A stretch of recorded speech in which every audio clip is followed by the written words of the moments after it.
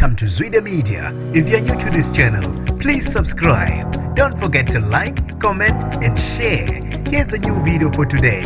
Enjoy. Kufe oyedwa ngesikhathi kuqululwa ubugebengu eKahiso. Nginibingelele ngiphinde nginamukele kuphinda kuphi lanibona khona le video. Mangoqala usijona lelikhasi wamwelekela igama lami ngusibonga konke wakandwanda Mothanda.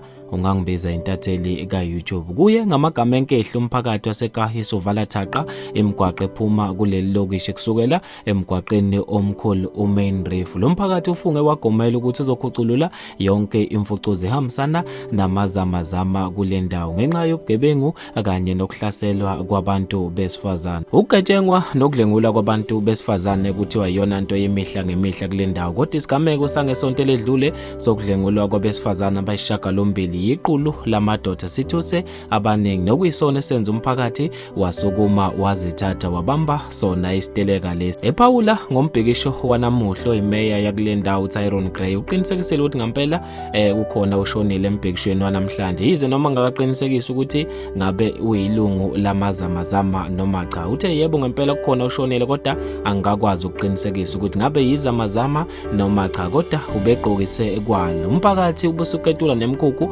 okusolakala ukuthi ihlala wona amazamazama njengoba uthi ukuthele ugane unwabo ngokuqhubeka bobugebengu obudlangile kuleya ndawo. Bafethu mina ngizofisa ukwazi okuphala kweni khona lapha kwi-comment section ngalolu daba. Mina ndiyantathela YouTube sengiphuma kanje ngithi awungibambe evidweni elandelayo.